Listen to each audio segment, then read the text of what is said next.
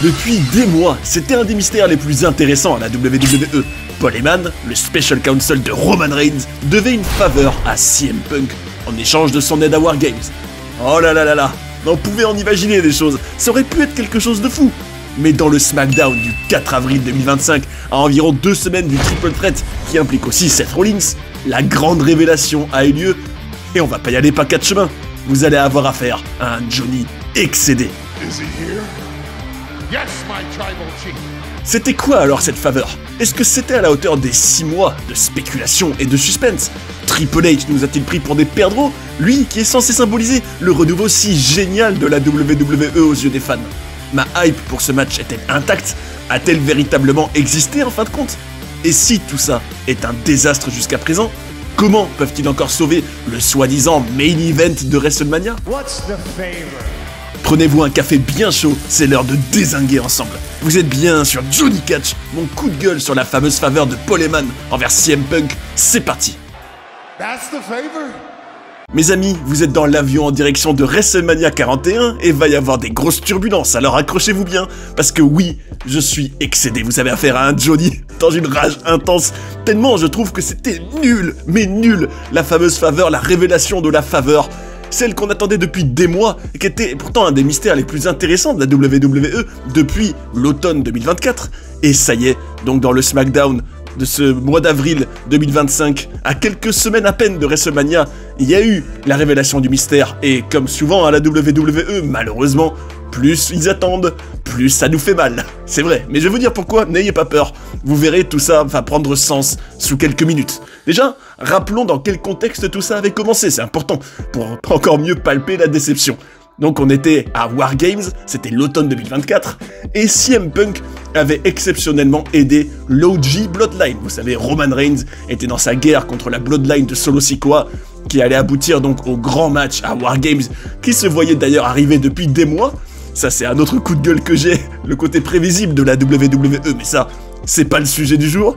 Et CM Punk donc avait accepté de filer un coup de main à l'équipe de Roman Reigns et donc à Paul Heyman, lui qui est quand même son ancien manager et surtout qui est un de ses meilleurs amis dans la vraie vie depuis des années. Hein.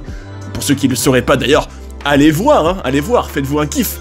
Les interviews aussi bien de Paul Heyman que de CM Punk sur la chaîne que j'ai traduite en français, ou même les anecdotes qu'on a pu apprendre à travers le temps sur les deux, la relation entre les deux hommes, et si vous l'avez déjà fait, vous saurez sans le moindre doute à quel point leur relation est spéciale entre Paul Heyman et CM Punk.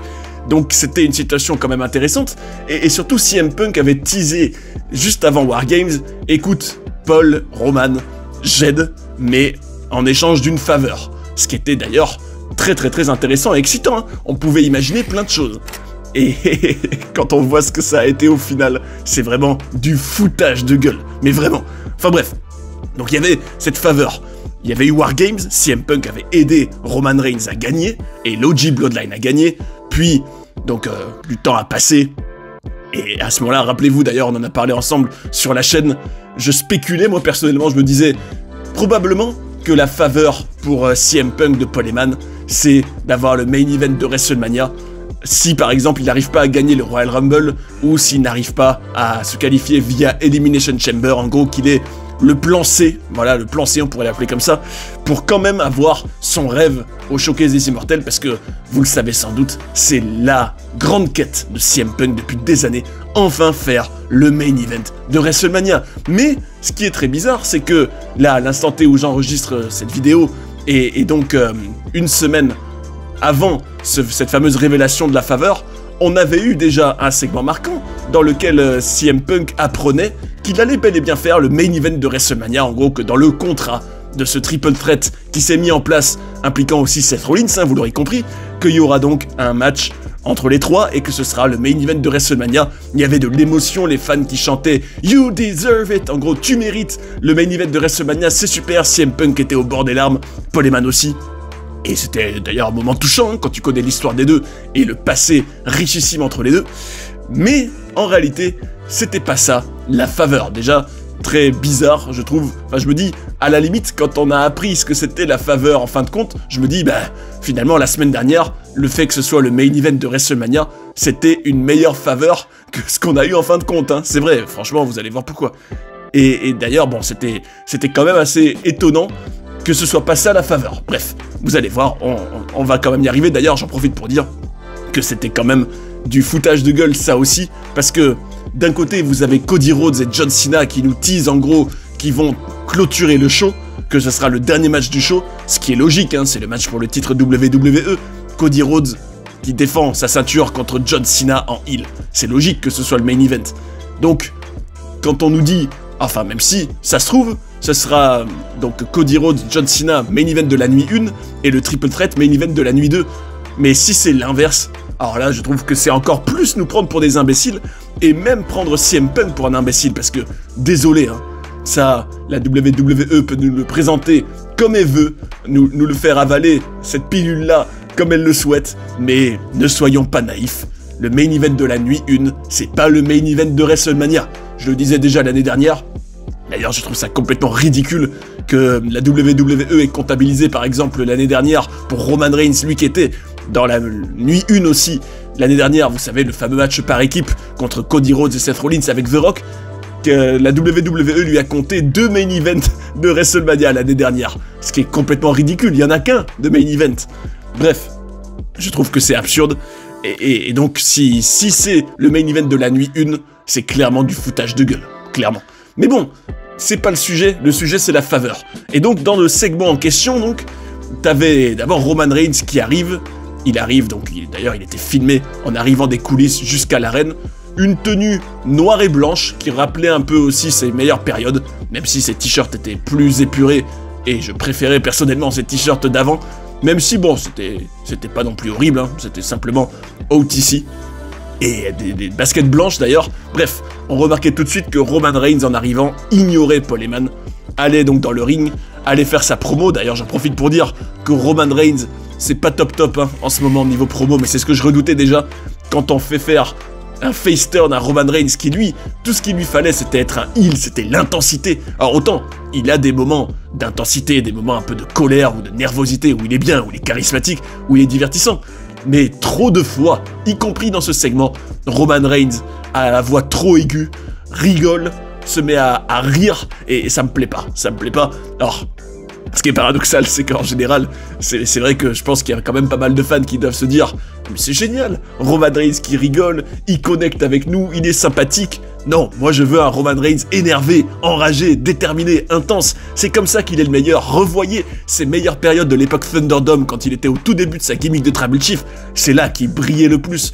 Et plus il fait l'arrogant, un peu plus relax, on va dire, à rigoler, moins il est bon. En tout cas, c'est mon avis. En tout cas, bref, il faisait donc sa promo, et il disait que CM Punk a affronté plein de grands noms, certes, mais que si il fait le main event de WrestleMania, c'est grâce à son Tribal Chief. Donc encore une fois, à ce moment-là, je me disais, je vous donne une petite coulisse, je me disais, ouais, main event de la nuit 1, ouais. Bref, mais bon, on verra justement si ce sera nuit 1 ou nuit 2, mais retenez bien ça, mes amis, si c'est la nuit 1, on nous a pris pour des imbéciles tout le long, parce que c'est pas le main event de WrestleMania, c'est juste la nuit 1, c'est tout, point barre.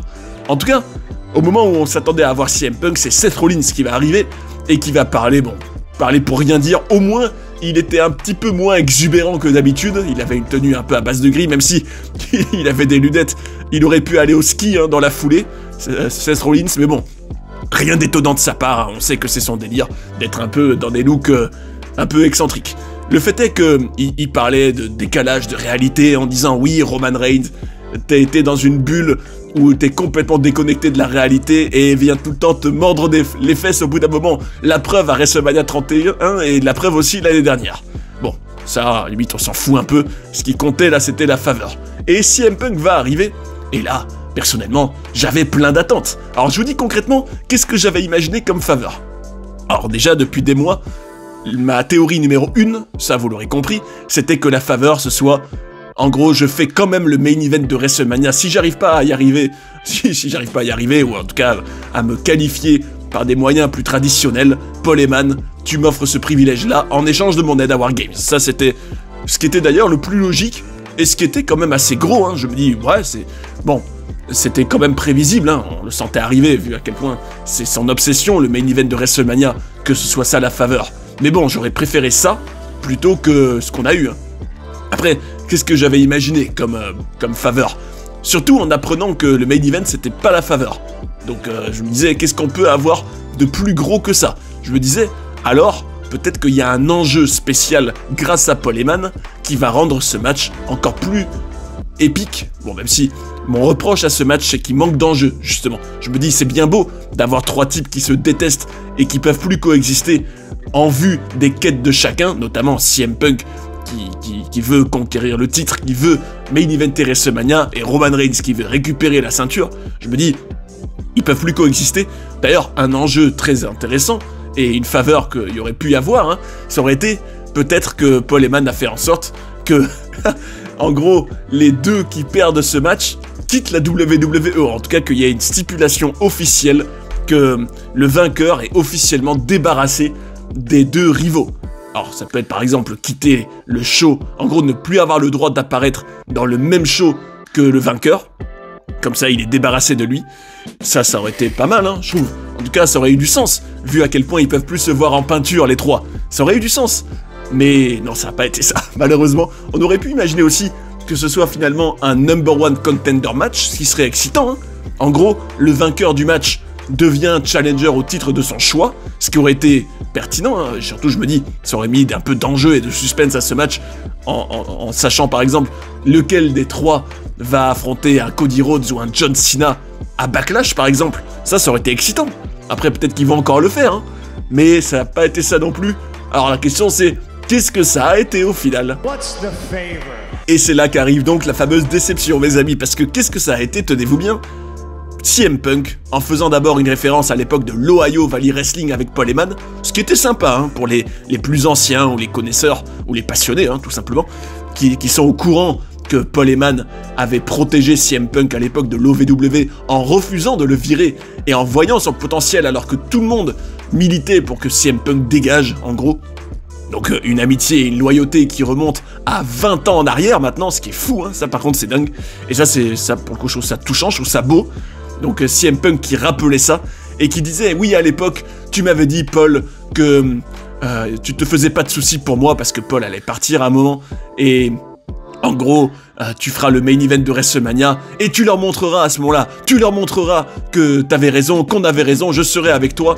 Et après, donc, CM Punk disait, en gros, les personnes en charge à l'époque sont plus là aujourd'hui, entre parenthèses, Vince McMahon, et c'est à Roman Reigns que je vais prouver aujourd'hui, qu'on va prouver aujourd'hui, qu'ils se sont trompés sur moi, sur nous, et que depuis le début, en gros, j'avais le potentiel pour faire le main event de WrestleMania. Et à ce moment-là, il dit la faveur, en gros, Paul Heyman sera dans son coin pour WrestleMania. Et voilà, c'est fait, vous savez la faveur. Paul Heyman sera dans le coin de CM Punk pour WrestleMania. Alors qu'est-ce que ça veut dire concrètement? Ça veut dire que, on imagine, concrètement que Paul Heyman en gros accompagnera CM Punk pendant son entrée, qu'il encouragera CM Punk, en gros qui pourrait peut-être l'aider pendant le match à gagner, même si c'est vrai que dans son rôle pour Roman Reigns depuis des années, Paul Heyman n'est pas très souvent intervenu, hein, dans les matchs. Lui, c'est plutôt un rôle où il encourage, où il vit le match à fond, où il fait des expressions du visage. Mais est-ce que Paul Heyman file vraiment un coup de main à Roman Reigns en général? Pas tant que ça, hein, pas tant que ça. D'ailleurs, c'est beaucoup plus des Jey Uso, des Jimmy Uso, des Solo Sikoa qui, au fil du temps, sont intervenus pour Roman Reigns, mais pas vraiment Paul Heyman. Donc, je me dis, si Paul Heyman est plus vraiment dans un rôle où il peut filer un coup de main, alors c'est sûr que on l'imagine dans un moment de vérité, il pourrait, alors symboliquement bien sûr, hein, mettre un couteau dans le dos à Roman Reigns pour lui coûter la défaite, mais bon, finalement je me dis, ouais mais d'accord, mais s'il n'y a même pas d'enjeu à ce match, qu'est-ce qu'il y a d'excitant? Parce que c'est ça en fait tout le truc, c'est, vous nous dites, ouais Paul Heyman il est dans un coin de CM Punk pour WrestleMania, il va peut-être aider CM Punk à gagner du coup, il va être... Alors à qui il va être loyal en l'occurrence? Il est censé être loyal à CM Punk alors qu'il est le Special Counsel de Roman Reigns depuis 2020. Paul Heyman va être en gros torturé, il va pas savoir qui aider, il va pas savoir qui encourager, il va devoir faire un choix entre Punk et Roman. Va-t-il choisir l'ancienneté et le, on va dire, ouais, le côté ami depuis plus de 20 ans? Ou attends, va-t-il choisir celui, et comme Roman Reigns le rappelle d'ailleurs, qui l'a sauvé, qui l'a re-rendu pertinent, qui lui a tendu la main, et qu'il aime, hein, parce que Paul Heyman aime Roman Reigns. lequel va-t-il choisir? Ça, bon, je me dis, bon, ça déjà, c'était déjà avant même cette faveur, un des intérêts de ce match.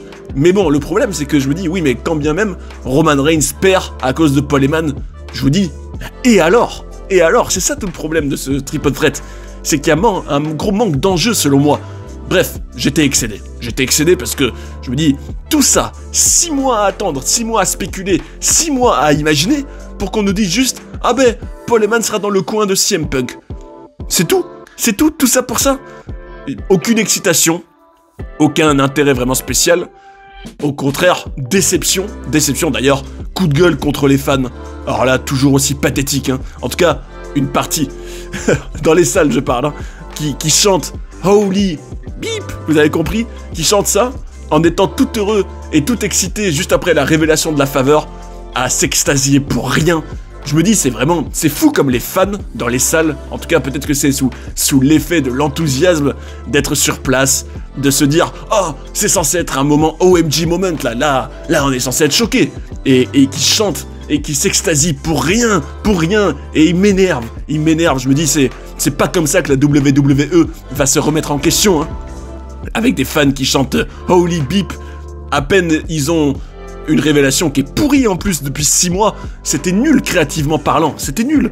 Et tout ça me fait venir à mon coup de gueule final, qui est de dire, bah on nous vend de la poudre de perlimpinpin depuis maintenant.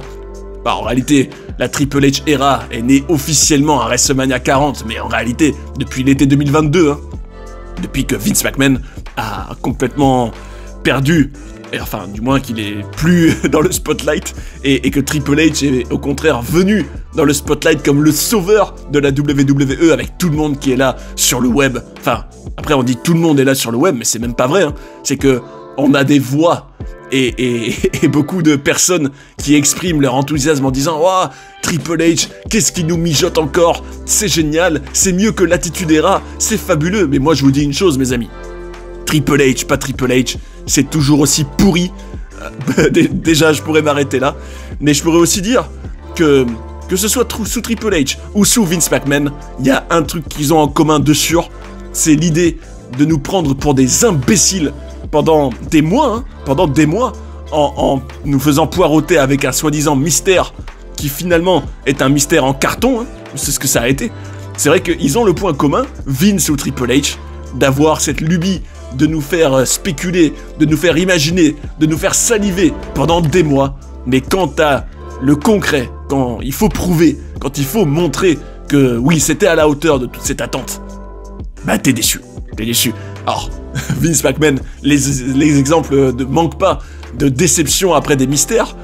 Je pourrais même parler, vous savez, ça me tue de rire d'ailleurs, mais bon, au moins c'était drôle. J'aurais préféré pour le coup que ce soit ça, cette faveur, un truc comique, plutôt que ce qu'on a eu. Par exemple, vous savez, le Gobbledygooker en 1990, alors, c'est ancien, hein, mais vous savez, il y avait eu de la spéculation, et encore, c'était même pas pendant des mois, hein. Pendant plusieurs semaines, il y avait un œuf géant près du ring, et le grand mystère, c'était qu'est-ce qu'il y avait à l'intérieur. Les gens se disaient, est-ce qu'il y a de l'argent à l'intérieur? Est-ce qu'il y a une superstar terrifiante qui va débuter? Et au final, en même temps, c'était Thanksgiving, hein, c'était pour Survivor Series 1990, l'œuf s'était ouvert, et t'avais un personnage de dinde qui dansait partout et qui couinait quand on est sorti, et les gens avaient hué, enfin bon, c'était drôle, au moins c'était drôle. Tout comme je pourrais aussi dire que le General Manager anonyme, vous savez, ça c'était aussi une storyline dans les années 2010. On se demandait, mais qui est le GM anonyme? Et au final, on avait appris, bon, quoique je ne vais pas vous spoiler au cas où vous le sauriez pas, mais en tout cas, ce qui est certain, c'était que là aussi, t'avais un mystère pendant longtemps, et énorme déception à la fin. Et encore une fois, je me dis, c'est un peu comme si ils voulaient créer parfois du mystère, créer en gros une grande question de la spéculation parmi les fans pour nous faire parler, mais sans même réfléchir en amont. C'est à se demander vraiment s'ils savaient déjà au moment où ils en parlaient de cette faveur, ce que ce serait. That's the favor. Et moi, franchement, je serais pas loin de croire que c'est déjà arrivé, qu'ils aient aucune idée du mystère en question, de la réponse, qu'ils se disent non, on va créer du mystère, ça va créer de l'intérêt, on verra ce qu'on fait plus tard, et qu'au final, bah, t'es forcément déçu. Surtout quand tu prends autant de temps. 6 mois, vous vous rendez compte, 6 mois 6 mois pour ça, pour juste apprendre ah ben Paul Heyman sera dans le coin de CM Punk. Je me dis, c'est nul, Triple H ou Vince McMahon, tous les deux aussi nuls sur ça, et vraiment décevants, et honte aux fans qui trouvent que c'est super, je parle de ceux qui chantent dans l'arène, hein, et bah franchement, est-ce que ma hype elle est intacte pour ce match? Bah en fait, je me dis, est-ce qu'elle a vraiment existé en fin de compte? Parce que pour moi, ça manque d'enjeu, je me dis, vends-moi, par exemple, si vous, je vous demandais là en direct, vendez-moi ce triple threat, donnez-moi envie de le regarder.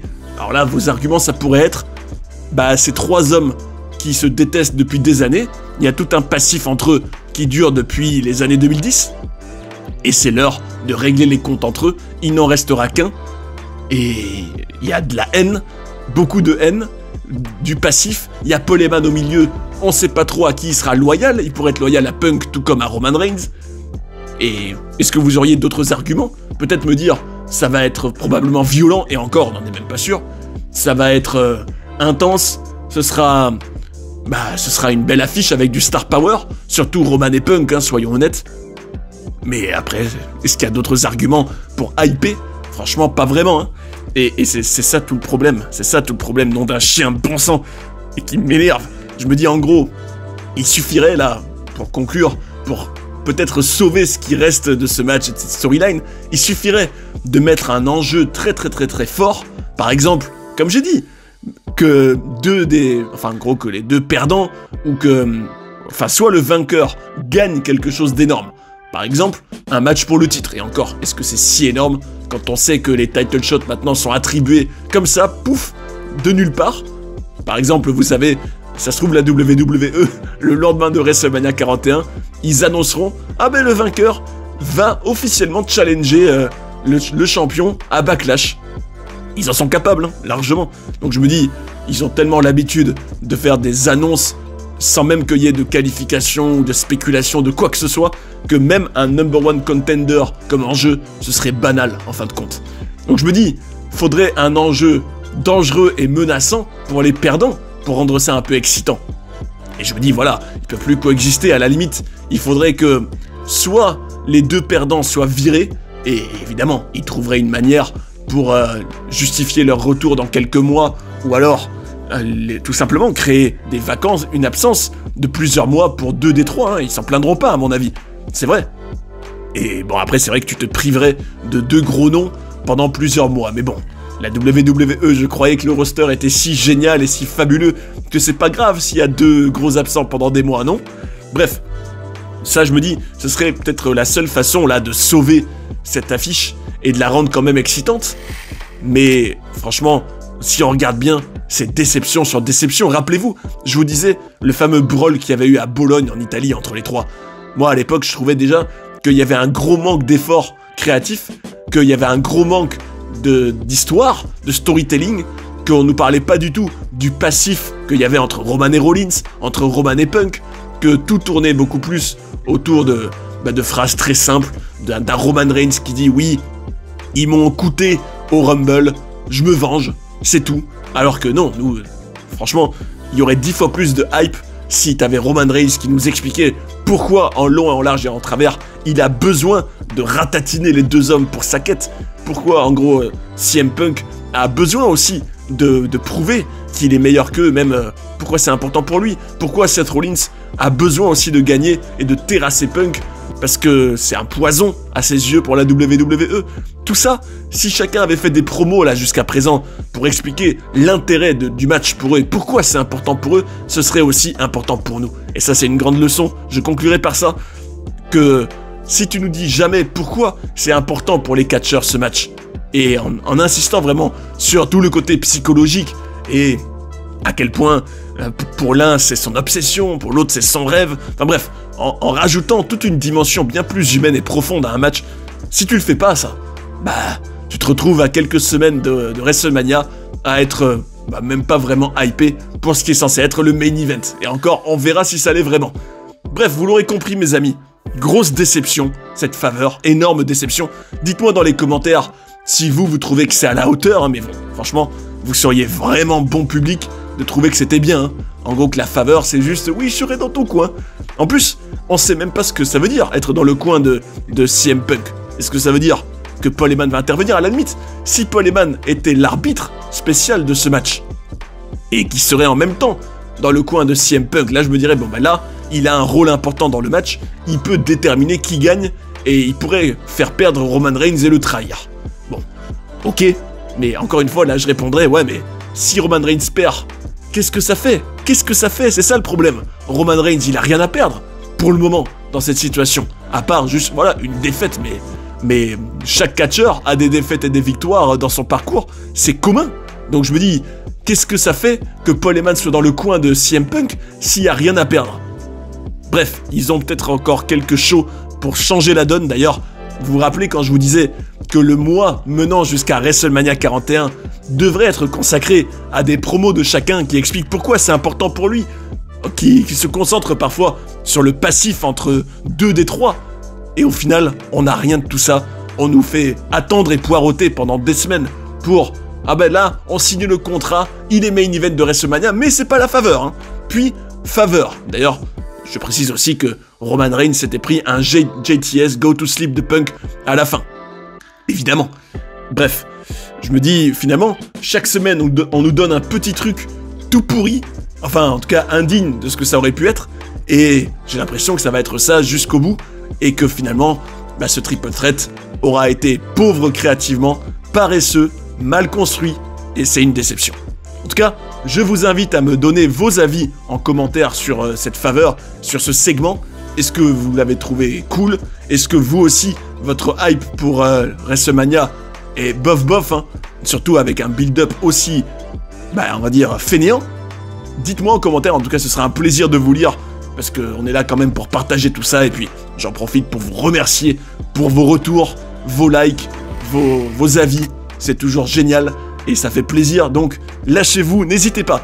Et j'en profite pour vous donner rendez-vous pour quelque chose qui n'est pas paresseux créativement et qui n'est pas fait pour faire et qui n'est pas fait avec de la frustration et avec l'idée de prendre les fans pour des imbéciles. Non, non, non, au contraire, moi, Johnny Catch, je vous prendrai jamais pour des imbéciles. Et la preuve, le 12 avril, mes amis, épisode 2 de la série sur Lenscade. Ça, c'est un rendez-vous pour les passionnés.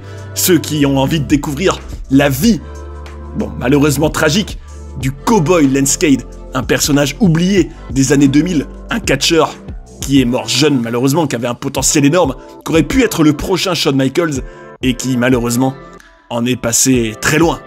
Malheureusement pour lui. Et sa vie par contre, elle est passionnante. C'est comme un western, hein, sa vie. Et pas pour rien aussi que c'était le cowboy Lenscade. Bref, croyez-moi, vous aurez pas envie de manquer le 12 avril l'épisode 2 de Lenscade qui s'annonce très intéressant. Vous serez passionné et surtout, vous aurez pas l'impression d'être mené en bateau comme le fait la WWE avec sa faveur qui rime à rien au final, au contraire. Donc mes amis, rendez-vous le 12 avril pour se régaler ensemble devant l'épisode 2 de Lenscade et espérons que dans le peu de temps qui reste avant WrestleMania 41, il y ait quelques changements créatifs, des enjeux, plus de suspense et d'excitation autour de ce triple threat qui sinon, s'il n'y en a pas, restera peut-être la plus grosse déception de cette route vers WrestleMania. D'ailleurs, si vous avez envie de découvrir des documentaires sur des personnages incroyables ou d'apprendre plein de coulisses et de controverses de la WWE, j'ai tout ce qu'il vous faut ici. J'espère que vous avez passé un bon moment devant cette vidéo et je vous invite à rester sur Johnny Catch pour en voir d'autres. A tout de suite. And that's the bottom line, 'cause Stone Cold